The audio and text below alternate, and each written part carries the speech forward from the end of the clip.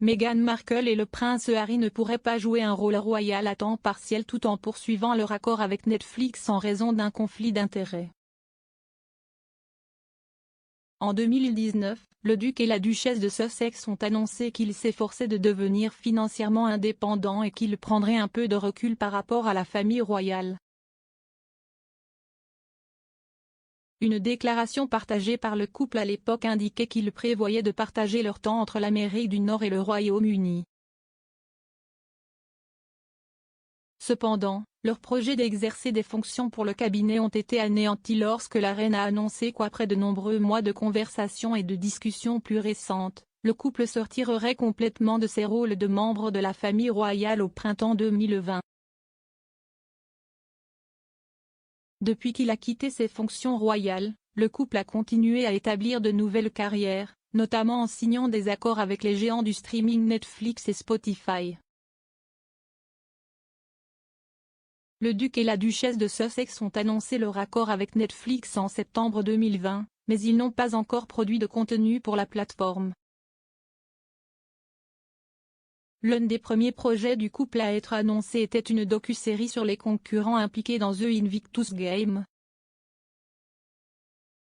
Le prince Harry devrait apparaître devant la caméra et être le producteur exécutif de la série, intitulée Art of Invictus. Un porte-parole des Sussex a confirmé lundi que Meghan assisterait aux 2 premiers jours de la compétition. Le couple devrait être suivi par une équipe de documentaires Netflix tout au long des Jeux. Cependant, un fan royal a souligné que ce serait un exploit irréalisable si le couple avait obtenu leur demande initiale d'exercer des fonctions royales à temps partiel en partageant leur temps entre l'Amérique et la Grande-Bretagne. L'Observateur royal a souligné que, comme les Jeux Invictus sont une fondation caritative et que les fonds des contribuables sont utilisés pour accueillir l'événement, il peut y avoir un conflit d'intérêts à le filmer à des fins commerciales à but lucratif. L'utilisateur, @prince-bascarf, qui s'appelle un Cambridge fan, a écrit « Beaucoup de questions sur les conflits d'intérêts entourant le tournage des Sussex Invictus Games, dans le cadre de leur accord Netflix, avec un organisme de bienfaisance et des fonds des contribuables impliqués dans l'exécution de l'événement. Maintenant, imaginez qu'il travaillait encore dans la famille royale. Si est pourquoi être membre de la famille royale à temps partiel ne pouvait pas fonctionner. Un autre, @psevin_nyc, est intervenu pour affirmer qu'il s'agirait d'un énorme conflit d'intérêts en raison des transactions personnelles du couple. L'utilisateur de Twitter @mog1717 a déclaré « Sa Majesté et ses conseillers ont vu cette situation venir il y a des années et savaient qu'elle serait intenable », avant d'ajouter « C'était toujours irréalisable à cause de conflits d'intérêts comme celui-ci ». Bien que les détails exacts de l'accord n'aient pas été divulgués, plusieurs rapports suggèrent qu'il pourrait valoir plus de 100 millions de dollars, 72 millions de livres sterling.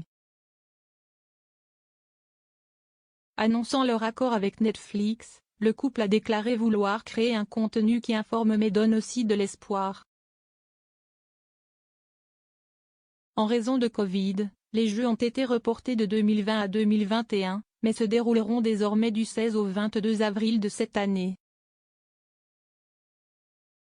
Les Jeux Invictus étaient l'endroit où le couple a choisi de faire sa première apparition publique ensemble il y a près de 5 ans.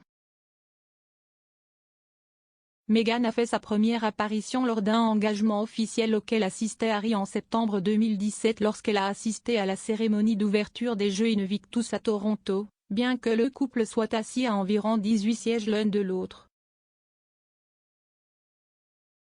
Le lendemain, la paire est apparue main dans la main pour faire sa première apparition publique officielle ensemble au tennis en fauteuil roulant. Les concurrents de l'équipe britannique ont déclaré qu'ils aimeraient voir Harry et Meghan accompagnés de leurs enfants Archie et Lilibet aux Jeux. Cependant, les enfants ne sont pas censés être présents.